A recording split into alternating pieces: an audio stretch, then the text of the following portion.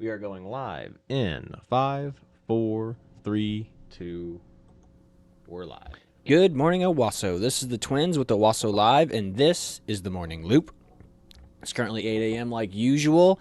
It is 36 degrees outside right now, so it's a little chilly, but we got a high of 72 today, so that's going to be pretty freaking sweet. So it'd be good weather for, like yesterday, walking and exercising after work. We passed lots of people on our ruck yesterday, so I imagine there'll be a lot more people out today goofing around and stuff after work. So with that being said, traffic conditions are pretty slow right now. We actually had a wreck not too long ago up on 169. It is currently center frame over there in the camera right now. Chad had to pan the camera back a little bit so we could get a better view of it. But yeah, the Owasso PD are currently trying to clean up the mess at the moment, trying to haul off these cars that were involved in this accident. So backed up behind it, passed up here by the Y. I mean, it's traffic's standstill. But once you get past it, it's clean and open to go. But if you are in a hurry, you might consider diverting to 75 if you are really trying to get somewhere, or go to 76th Street and get on the on ramp at 76th Street and go that way, because once you get past that point, you're a-okay. So yes, that's what your commute's looking like. Like I said, that wreck is right there just before 76th Street. So just drive safe, be careful, and be aware that that wreck is currently there and it's causing issues. So, with that being said, in local news, what's going on, Chad? well, as for local news, there's really nothing going on. Owassoism's calendar still says really nothing, no event-wise until March. But today on the Chamber, it's the only event this week, is Leadership Owasso, which is kind of just like a class that kind of helps people that are looking to, if you've already started a business or if you're looking to start a business, they'll help you come up with a plan to grow and make it, economically feasible for you to start a business here in Owasso, or if you already have one, to continue it and, to network and help grow. And that's about it. There's really no location or anything. I assume that must be at the Chamber of Commerce location or something. Absolutely. There's a register. There's a place where you can go to register on the event calendar, but like I said, I don't have like any dates. I got dates, but no times or location. So I assume that comes with the registration. Okay, so yeah, go out online and register for that. Like I said, you got some resources there for trying to run and open a business and get things moving that way. So it'd be a good thing for you, especially if you're trying to invest in yourself, invest in the community, and invest in growing your own personal business. That's definitely a good thing to have those kind of resources. Now, whether or not they might give you some support and a roadmap, but like I said, no one can do it but you. So get out there and be aggressive and make some decisions. So with that being said, in national news, we've got a couple of interesting stories to talk about. We'll talk about the one I'm far more concerned about at the moment. So, San Francisco has just appointed its first non-citizen to the Election Commission, a Miss Wong from Hong Kong.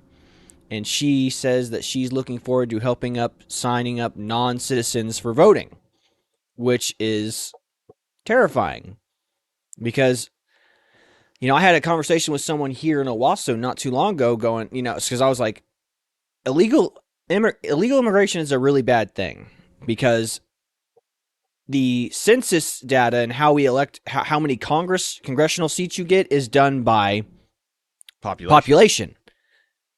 And that includes illegal population. It did not say legal population. It's total population, not just... Yeah, so total population for your state. So California probably has 30 million, could have 30 million illegal immigrants, so they're getting extra congressional seats that's giving them more voting power in Congress.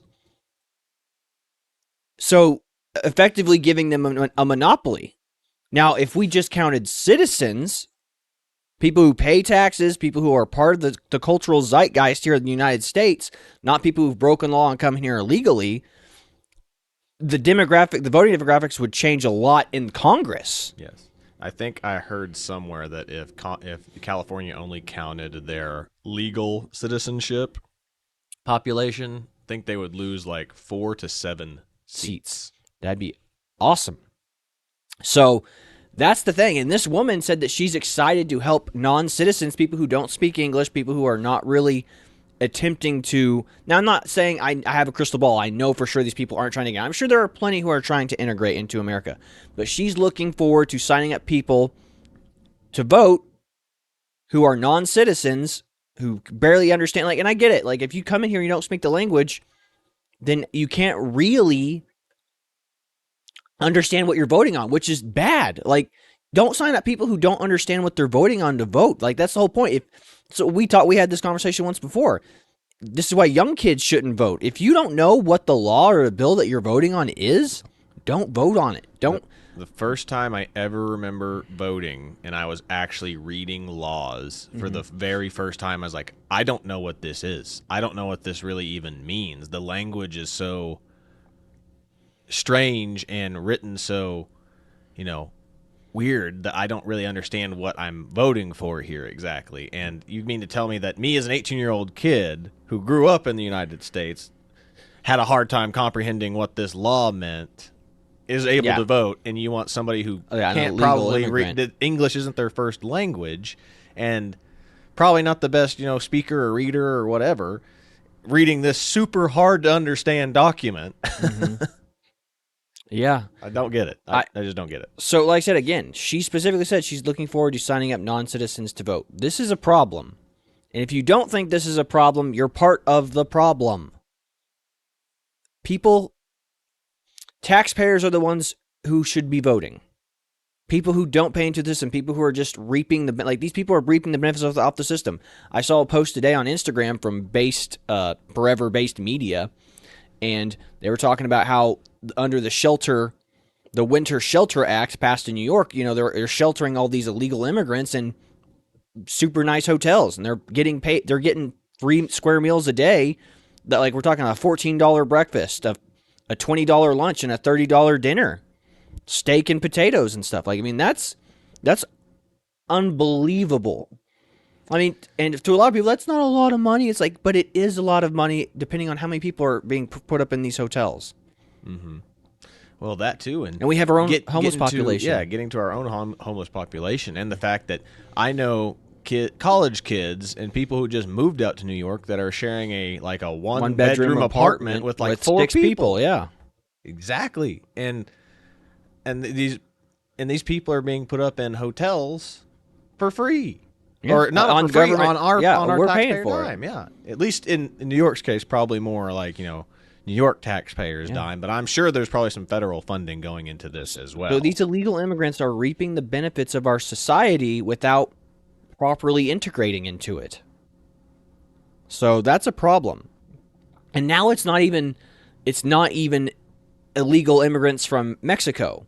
Like in Mexico, like I talked to a friend who, they're very wealthy and they employ probably some illegal immigrants to be their housekeepers and stuff. They call them, wealthy people, they call them house managers. They don't call them housekeepers. So that's, just another way wealthy people kind of polish a turd. It's like, oh, your job isn't, you're not a housekeeper. You're a home manager. It's like, oh, wow, what a cool.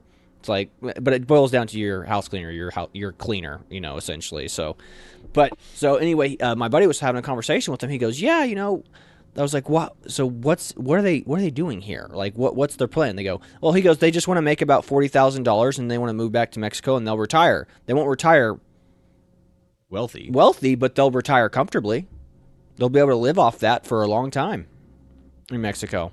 So they're just like I said, this is money that they're taking back home and not spending on our economy. So on our businesses and stuff. And they're getting tax-free essentially, because they're getting paid cash under the table. So that's a problem. But that problem pales in comparison to this new one where we got all these people. We got these people from China coming in here. Like I said, we did that. We told you to watch that Crowder video about the weed business here, like where China's dominating the weed business. That's where all these illegal Chinese immigrants are coming. They're coming here to work the Oklahoma growing plantations here. Mm-hmm.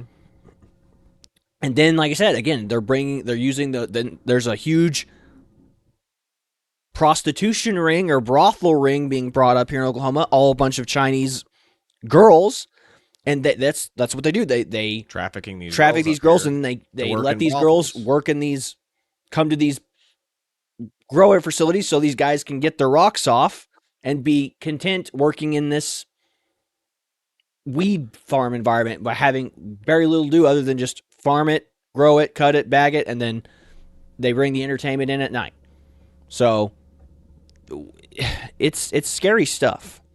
So moving on to that, so like I said, again, Miss Wong was appointed, the first non-citizen appointed to the San Francisco Election Commission. So that's a problem. And we're looking at dark times ahead if this kind of stuff continues, because American citizens aren't the ones in control of their future. It's non-citizens and unelected government bureaucrats, essentially. So with that being said, moving on to Donald Trump and his unceremonious, court case that he was filed in Los Angeles. And for those of you who don't understand how the real estate business works, even Kevin O'Leary, he's a real estate developer, big-time real estate developer, came out and said, and he does not like Trump. He's not a big politics guy, but he came out and said Donald Trump did nothing wrong in this scenario. Like, he goes, every single real estate developer in New York does this. He goes, New York is killing business, and now New York is freaking out because literally they showed their hand. The people who are in charge will go, no, this is just a one-time thing, telling you that it's political. Like, they don't care if other people do exactly what Donald Trump did. They just don't want Donald Trump to do it because they're trying to get him off the ballot. So all these businesses are freaking out, going, well, we don't want to be prosecuted for this. And then they came out and said, hey, no, we're not going to do it to anybody else, just him. So, which essentially means anybody that we don't like politically, we're going to do this to. Yes. But, people who toe the line, you're okay. Yeah, and this is Kevin O'Leary. This is not a Donald Trump fan by any stretch of the mind. This is a guy that does this exact same thing. Like I said, because so Donald Trump, let's say he has a building in New York or something, and he goes, this skyscraper, whatever I have, is worth $30 million. And he values it that. So he wants to build another skyscraper next door to it. He's going to build the property next to it. I want to buy this. I'm going to tear down whatever's here. I'm going to build a skyscraper just like it next door. He goes, I want $60 million loan from the bank, and they're going to give this to me. And they go, oh, hey. They go, well, no, we don't think this building's going to be worth $60 million. He goes, well, I put up this other building that I have next door that's $30 million as collateral. So in case this business or this development fails, you can repossess this building as payment. And the bank goes, cool, we'll do that. And that's how it works. If you don't think that's how it works, and I said I gave you a teal deer summary of it, and like I said, a layman's understanding of how I understand it, which makes sense. So if you think that that's wrong or that's incorrect, New York is about to kill itself in development and real estate. Like, nobody's going to want to do business there anymore because of this political persecution. And even if it's just a political persecution, like they said, they go, no, this is we're only going to do this to Trump. Which, horrible thing to say, but still, nobody wants to risk that because now precedent has been set. Court precedent has been set. We don't have to have a trial for this man. We just arbitrarily say, hey, it's not worth what you said it was worth. And now no real estate investor, no real estate developers are going to even have the nuts to do anything like that ever again because they go, hey. And now for some of you who are maybe champagne socialist or Marxist types, you might be like, hey, no, this is a good thing. Now people can't lie about their assets because nobody's lying. Like, I mean, the bank would get to repossess the building that Trump put up as collateral. Nobody loses in this scenario. Yeah. Well, it's not to quote the art of the deal, because it's not really the art of the deal. It's coming to the fact of, I have a car. Somebody comes up to me and asks me, I want to buy your car. I'm in power at that point because I go, I don't want to sell my car, so I'm going to charge, I'll say $60,000, $70,000. You can have my car for $70,000. That way I'm making like a $20,000 profit off my car. Mm-hmm. It's like, that's outrageous. You can't do that. Well, I don't want to sell it. So unless you're going to meet my demand, I'm not going to sell my car. Yeah. That's how it works. It said versus the other way around, where it's like, I'm trying to sell my car. Hey, I would like you to buy sell my car. I have to sell my car. I come up now. I'm not in the position of power because you can go, Okay, I'll buy your car for, 10,000. I'm not handing you my car for $10,000. It's worth way more than that. I don't need your car. I said, well, you're the one who asked me to buy your car. That's how this works. That's how this real estate business situation works. And you determine what your assets, you determine what you want to sell your asset for. Now, the question is the market going to respond to the amount that you're wanting to sell your asset for? Yeah. And like I said, again, but even to go more complicated, nobody loses in this scenario. Nobody. The bank doesn't lose because if the development falls through or something happens to the building where it's not worth as much, the bank gets to repossess the other building he puts up as collateral. Yep. Nobody loses. The property value stays the same and the bank can sell it to somebody else. Yep. And they make their money back. It's a hard asset. Yeah. Yep. It's exactly right. I said, don't know how they came to this conclusion, but that's what happens when partisan judges come in. And like I said, again, this was a summary judgment. This was not like a trial. This was no trial. Yeah, this was no trial. This was literally a judge just came in and said, "You're guilty. I declare you guilty." Exactly, and then it moved on with it. This was not for anyone who thinks that this was a criminal hearing. This was not. This was a summary judgment, which does not mean anything in a court of law. No, yeah, and it's not. And again, this will not stand. Like all business people are going to rally and say, "Hey, we're not going to do business." And then, like I said, New York is going to be struggling for a little bit until that whoever this judge is or the districts of New York start making some guarantees to business people, being like, "Yeah, no, we're not going to arm string you like what happened to Trump." In fact, nothing like that will ever happen again because nothing will ever get done in New York ever again. So that was kind of a longer tangent than I thought we'd go off on. I didn't think we'd have a lot to talk about today, but I knew we were going to talk about the non-citizen being appointed to the election commission, but this kind of Kevin O'Leary, Donald Trump thing was just a continuation of what we were talking about yesterday. So some scary stuff happening out there. Just, like I said, get your news from other sources other than the mainstream media. Like I said, local news usually does a pretty decent job of keeping you informed. The national news does not. Like CNN, Fox, MSNBC, ABC, like they don't. They don't do a good job of keeping you informed. I would recommend watching shows like the Timcast, checking out the Daily Wire, things like watch shows like that where you can get trustworthy. Heck, even watch Alex Jones occasionally.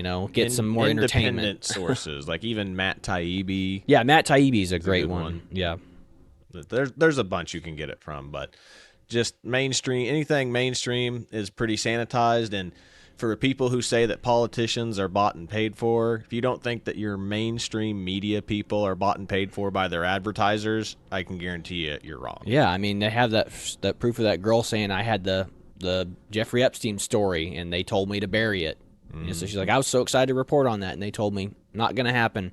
I mean, that girl should have went into, but like I said, she didn't know any better. She's like, this was also back in the day before independent journalism really took journalism off. was in its infancy and was barely taking off at that point. If it was vlog life at that point. Exactly. It was lifestyle stuff on YouTube, not really news. So with that being said, that's kind of all it's got going on. I know we had a little bit longer tangent than we normally have, but I hope everyone has a wonderful day. Again, drive safe out there. They got that wreck. Looks like finally. That wreck is finally cleaned up. So 169 is moving pretty fast again. So everyone have a wonderful day.